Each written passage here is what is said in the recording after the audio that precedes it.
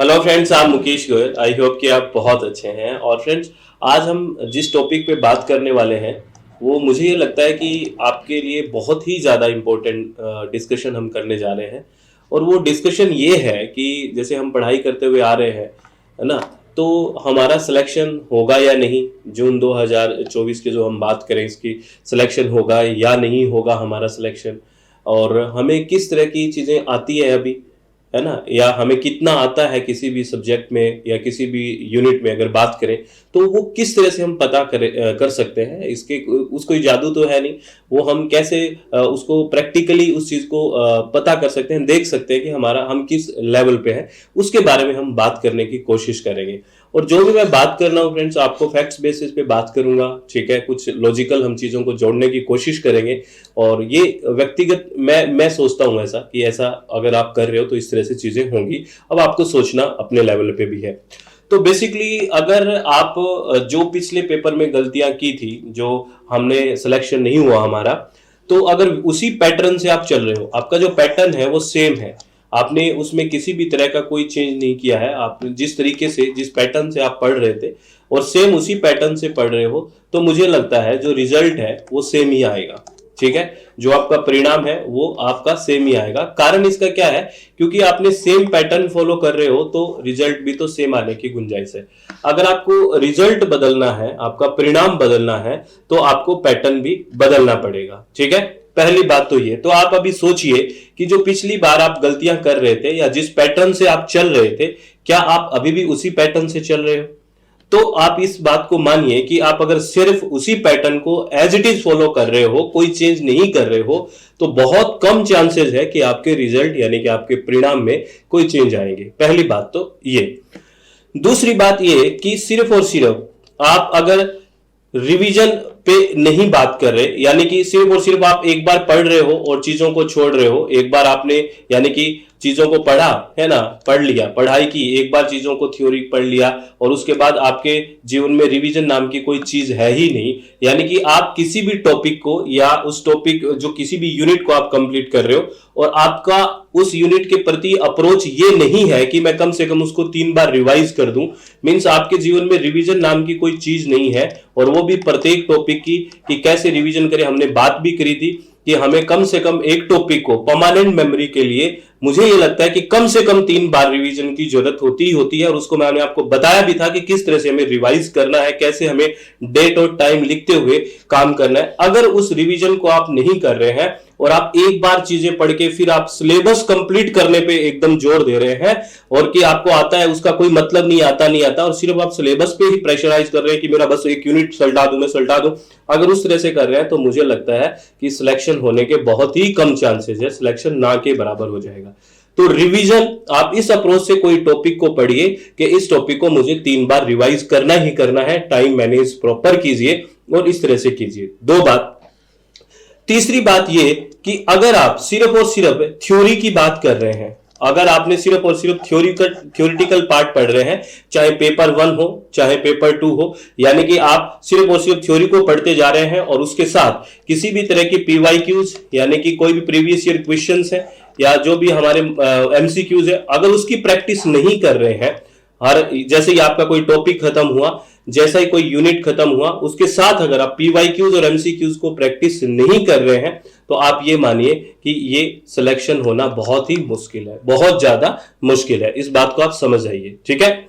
और हमें कितना आता है उसके बारे में हम अगर बात करें तो आप एक काम कर सकते हैं, जो भी आपने यूनिट अभी कंप्लीट की है, चाहे वो पेपर 1 की हो, चाहे आपने पेपर 2 की यूनिट कंप्लीट की हो, है ना, चाहे पेपर 1 की चाहे पेपर 2 की, कोई भी यूनिट आपने अगर कंप्लीट की हुई है और आपको लगता है कि ये यूनिट आपको आती है, अगर उसको आप देखना चाह रहे हो तो आप बस इतना करना है, उससे रिलेटेड जो पीवाईक्यूज है, मैं और तो कह ही नहीं रहा आपको, प्रीवियस ईयर क्वेश्चंस है, जो अभी रिसेंट के पेपर में आए हुए क्वेश्चंस है ना, और या इस बार के और पिछले बार के जस्ट है, उन क्वेश्चंस को अगर आप रटे हुए आंसर है तो अलग बात है, आपने रट रखे आंसर और देखते आंसर कर दोगे वो अलग बात है, लेकिन अगर आप उस कंसेप्ट को समझ के आप कितने आंसर कर सकते हो, उस बात से तय हो जाएगा कि आपको कितना उस टॉपिक के बारे में पता है। इस बात को समझिए मैं क्या कह रहा हूं। एक तो आप क्या कहते हैं कि सर मैंने तो 10 साल के पीवाईक्यूज लगा रखे हैं और फिर भी मेरे को सिलेक्शन नहीं हो रहा। आपने पीवाईक्यूज को लगाया नहीं है, आपने जस्ट उनके आंसर्स देखे हैं, याद किया है, आपने उनके कंसेप्ट को समझने की कोशिश नहीं की है। 10 साल के पीवाईक्यूज, 5 साल के पीवाईक्यूज लगाने का मतलब क्या होता है आप समझते हैं? एक क्वेश्चन में 4 ऑप्शन होते हैं और एक क्वेश्चन से हम 4 क्वेश्चन तैयार करते हैं। तो आपने देखिए कितने क्वेश्चन तैयार कर दिए, लेकिन हमारा सिलेक्शन फिर भी नहीं हो रहा। इसका पीछे का रीजन सीधा सीधा दिख रहा है कि हमने सिर्फ और सिर्फ आंसर्स को याद किया है। हमें यह नहीं पता कि यही आंसर ठीक क्यों है, और हमें यह नहीं पता कि बाकी के जो 3 आंसर हैं या बाकी के जो ऑप्शंस हैं वो गलत क्यों है। जब तक हमारी ये अप्रोच नहीं है तो आप समझ लीजिए कि हम सिलेक्शन के बिल्कुल भी पास नहीं है। क्योंकि अब आप पेपर देखते हो, अप्लाइड बेस्ड चीजें आ रही है ना। ऐसे जो बहुत रटी रटाई चीजें वो बहुत कम हो गई है। जो अप्लाइड बेस्ड चीजें हैं, आपको हर चीज पता होना चाहिए, फैक्ट्स के भी साथ साथ एप्लीकेशन का भी पता होना चाहिए कि कैसे चीजों को अप्लाई करना है बेसिकली। तो आपको कितना आता है अगर ये जानना है तो आप एक काम कर लीजिए, 50 क्वेश्चन उस यूनिट से संबंधित, जिस यूनिट को आप कहते हो कि मेरे को बहुत बेहतर तरीके से आती है, उसके 50 क्वेश्चन अभी के पिछली बार के जो रिसेंट के एग्जाम हुए हैं उनसे ले लीजिए और उस पीवाईक्यू कंसेप्ट के साथ करने की कोशिश कीजिए, समझ के साथ करने की कोशिश कीजिए। ये ना कि आंसर रटे हुए, हमने आंसर पता है टिक कर दिया, ऐसा है तो उसमें काम नहीं चलेगा। वो आपका इवैल्यूएशन है ही नहीं, वो आप तो बस रटी रटाई बातें कर रहे हो। तो सेल्फ इवैल्यूएशन अगर करना है, अगर आपको खुद का मूल्यांकन करना है, तो कंसेप्ट को सोच समझ के आंसर करने की कोशिश करिए कि कितने क्वेश्चंस का आप आंसर कर सकते हो उस यूनिट में। तो आपको पता लग जाएगा वो यूनिट आपको कितने प्रतिशत आती है, उस यूनिट में आप में कमियां क्या है। ठीक है, इस बात को आप समझ रहे हो। तो अगर आपको सिलेक्शन करवाना है, मैं बार बार कह रहा हूं फ्रेंड्स, फालतू की चीजों को, इधर उधर चीजों को जो ध्यान आपका जा रहा है, सोशल मीडिया या बहुत ज्यादा चीजों को आप मतलब मैनेज कीजिए। कहने का मतलब आपको अगर सोशल मीडिया को फॉलो भी करना है तो एक समय बना लीजिए कि इस समय तक मैं बस इतना करूंगा, क्योंकि पता है आपको वीडियो चलती रहती है और हमारा कितना टाइम चला जाता है हमें खुद को समझ नहीं आता है ना।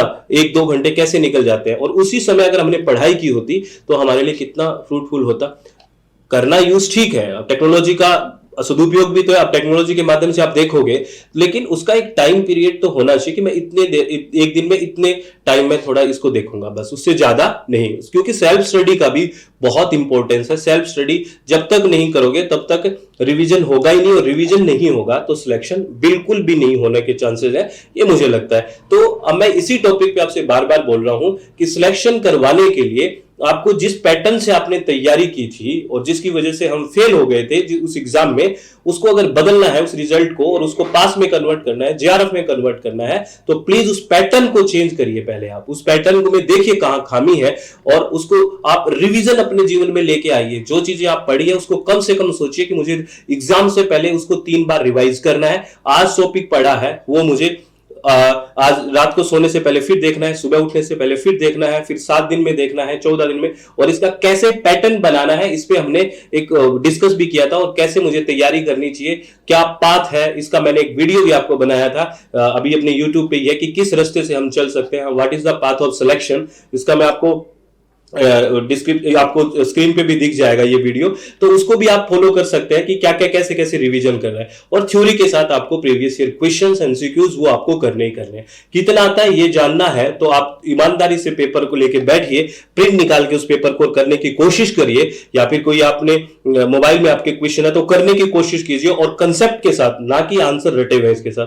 आपको सब पता लग जाएगा कि आपको इस यूनिट में कितनी चीजें आती है, कितनी चीजें नहीं आती है। तो आप लोगों से रिक्वेस्ट है, अभी समय है, और इस समय के रहते हुए प्लीज चीजों को अच्छे से कर लीजिए, बिल्कुल फोकस्ड होकर चीजों को करने की कोशिश कीजिए, तभी चीजें कर पाएंगे। नहीं तो फिर सेम रिजल्ट, सेम वही रोना धोना, सेम दुखी होना, क्या मतलब रहेगा उस चीजों का। ठीक है, तो प्लीज आप लोगों से रिक्वेस्ट है, अपने चित्त को शांत रखते हुए, खुशी से मन को शांत रखते हुए, कॉन्सेंट्रेट होके, एकाग्र होके आराम से पढ़ाई स्टार्ट कर दो। ठीक है, तो आप लोगों को बहुत बहुत धन्यवाद, ऑल द वेरी बेस्ट कि आप लोगों ने इतनी देर सुना। और वो अपने बैच के बारे में आपको सब पता ही होगा कि अपनी वेबसाइट है www.swmg.in, और मोबाइल एप्लीकेशन जिसका नाम है SWMG, ये डिस्क्रिप्शन बॉक्स में आपको लिंक मिल जाएगा। इसमें हम कंप्लीट पेपर 1 पढ़ते हैं, हिंदी और इंग्लिश दोनों माध्यम में पढ़ते हैं, लाइव सब सेशन, रिकॉर्डेड सेशन सब होते हैं।